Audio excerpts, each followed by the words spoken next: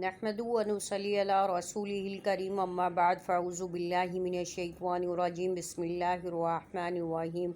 मैं हूँ Amatur Rahman advance Islamic grooming Karachi Pakistan से। अस्सलामु अलैकुम व रहमतुल्लाहि व बरकातुहू। उम्मीद है कि सब लोग खैर व आफ़ियत के साथ होंगे। आज का जो हमारा टॉपिक है वही है नमाज के शराइत के मुताल्लिक़ कि नमाज के शराइत में जो हमने अब तक पढ़े हैं उनमें जो आखिरी शर्त थी वो रह गई है तकबीर तहरीमा है कि तकबीर तहरीमा क्या होता है और तकबीर तहरीमा पढ़ने से के बाद क्या होता है और तकबीर तहरीमा कब पढ़ना चाहिए उसके बारे में आज हम बात करेंगे। सबसे पहले तो मैं आपको नमाज के शराइत जो है दोबारा से लास्ट टाइम रिवाइज कर देती हूँ। तो सबसे पहले आपको पता है कि नमाज के शराइत में सबसे पहली जो शर्त थी वो क्या थी? तहारत का होना। तहारत का होना से क्या मुराद थी? यानी कि कपड़ों का पाक होना, जिस्म का पाक होना और जगह का पाक होना। नंबर 2 पे थी सतर का छुपाना। अब सतर के छुपाने के बारे में मैंने आप लोगों को काफ़ी डिटेल से बताया था कि औरतों को कितना सतर छुपाना है, कौन कौन से कपड़ों में वो नमाज़ पढ़ सकती हैं, कौन से कपड़ों में नमाज़ नहीं पढ़ सकती हैं। जॉर्जेट के दुपट्टों के हवाले से, जॉर्जेट के सूट के हवाले से बात की थी और फिर उसके अलावा मर्दों के और औरतों के सतर के छुपाने के अहकामात बताए थे कि औरतों का सतर किस नमाज के दौरान क्या होगा और मर्दों को क्या सतर होगा। इसी तरीके से तीसरे नंबर पे हम आ गए थे इस्तकबाल क़िबला के हिसाब से कि इस्तकबाल क़िबला कितना ज़्यादा ज़रूरी है और क्या क्या चीज़ें करनी है। और हम जब पिकनिक पे जाएंगे, समुंदर पे जाएंगे, सी साइड पे जाएंगे, फार्म हाउस में जाएंगे या कहीं भी ऐसे बीच पे जाएंगे या किसी ऐसे जंगल बेयाबान में जाएंगे तो वहाँ पे अगर कोई हमें क़िबला बताने वाला ना हो तो हम क्या करेंगे, इस सूरत हाल को कैसे हैंडल करेंगे, इसके बारे में काफ़ी डिटेल से बात की थी। इसके बाद हमने हवाई जहाज़, रेलगाड़ी, ट्रेन, पानी के शिप, बस, गाड़ियाँ हर एक के बारे में बात की थी कि उन हालातों में कैसे कैसे आपने नमाज अदा करनी है। इसी तरह उसके बाद आ गए थे नियत करना कि नियत कब करनी है, कैसे करनी है, कितनी करनी है, इमाम के पीछे हैं तो क्या नियत करनी है, मुक्तदी हैं तो क्या नियत करनी है, और अगर इमाम औरतों और मर्दों दोनों को पढ़ा रहे हैं नमाज तो उनको क्या नियत करनी है, और अगर सिर्फ मर्दों को पढ़ा रहे हैं तो उनको क्या नियत करनी है। हमने इनफिरादी नमाज पढ़नी है तो क्या नियत करनी है, इमाम के पीछे नमाज पढ़नी है तो क्या नियत करनी है। आज जो हमारी लास्ट शर्त है वो है तकबीर तहरीमा। तकबीर तहरीमा का क्या मतलब होता है? इसका मतलब होता है अल्लाहु अकबर कहना। तकबीर तहरीमा का मतलब होता है जब आपने अल्लाहु अकबर कह दिया तो अब इसका मतलब है कि आपकी नमाज शुरू हो गई, आप नमाज के अंदर दाखिल हो गए। अब आप ना किसी की तरफ देख सकते हैं, ना किसी की बात का जवाब दे सकते हैं और ना ही आप जो है वो किसी से कोई बात कर सकते हैं।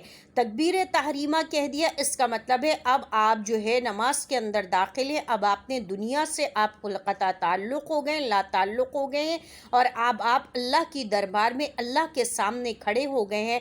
और अब दुनियावी जैसे कि जहाज़ होता है उसके अंदर जब इंसान बैठ जाता है, जहाज़ के दरवाजे बंद हो जाते हैं और जहाज़ जब टेक ऑफ कर लेता है तो वो आसमान और ज़मीन के दरमियान मुअल्लक़ रह जाता है, तो उसके तमाम ज़मीनी राब्ते जो होते हैं वो सारे टूट जाते हैं, ख़त्म हो जाते हैं और फिर वो ऊपर आसमान की फ़िज़ाओं में उड़ने लगता है। इसी तरह जब बंदा तकबीर तहरीमा कहता है अल्लाहु अकबर का मतलब है अल्लाह सबसे बड़े हैं, जब वो ये कह देता है तो उसके बाद समझो वो अल्लाह के दरबार में, अल्लाह के घर पर दाखिल हो गए।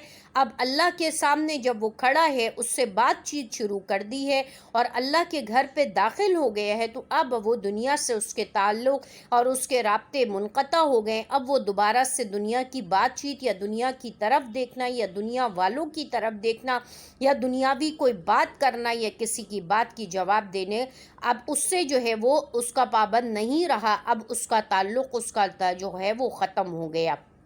इसी तरीक़े से जब आपने तकबीर तहरीमा कह दिया तो अब आपकी नमाज की शुरुआत हो गई है। अब आपने क्या करना है? तकबीर तहरीमा का मतलब होता है आपने इस बात की गवाही दी कि अल्लाह अब मैं नमाज के अंदर दाखिल हूँ और पूरी तरीक़े से आपके सामने मुतवज्जे हूँ, आपके घर के अंदर कदम रख चुकी हूँ और अब मैं आपके सामने आपकी इबादत को शुरू कर रही हूँ। अब आपने अल्लाहु अकबर कहा और उसके बाद जो है वो आपने नमाज की शुरुआत कर دی ہے۔ اس کے بعد آپ نے کیا کرنا ہے، تکبیر تحریمہ جو کہنا ہے وہ کھڑے کھڑے ہی آپ نے کہنا ہے، بیٹھ کر کے کہنا یا جھک کر کے کہنا، اس سے جو ہے وہ ادا نہیں ہوگا۔ اسی طرح تکبیر تحریمہ کہتے وقت ان کے نیت کے دوران کوئی ایسا کام نہ کرے جس سے آپ کی نماز کا تسلسل ٹوٹ جائے یا آپ کی نماز جو ہے وہ خراب ہو جائے۔ آپ نے صرف کیا دینا ہے، بسم اللہ اللہ اکبر، اس کے بعد سبحانک اللہم و بحمدک و تبارک اسمک و تعالی جدک و لا الہ غیرک کہہ کر کے آپ نے نماز کی شروعات کر دی، اور اب آپ دنیا سے آپ کا رابطہ منقطع ہو گیا۔ اب آپ جب تک سلام نہیں پھیریں گی، جب تک سلام نہیں پھیر کے باہر نکلیں گی، جب آپ نے سلام پھیر لیں گی، پھر آپ کا دنیا سے دوبارہ سے کنیکشن ہوگا۔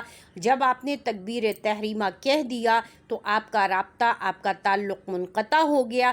جب آپ نے سلام پھیر دیا، سلام پھیر کے آپ نے کہہ دیا السلام علیکم ورحمۃ اللہ وبرکاتہ، تو پھر آپ کا رابطہ بحال ہو جائے گا۔ اس صورت میں آپ جو ہے وہ بات چیت کر سکتی ہیں، دنیا سے آپ کا دوبارہ سے تعلق قائم ہو جائے گا۔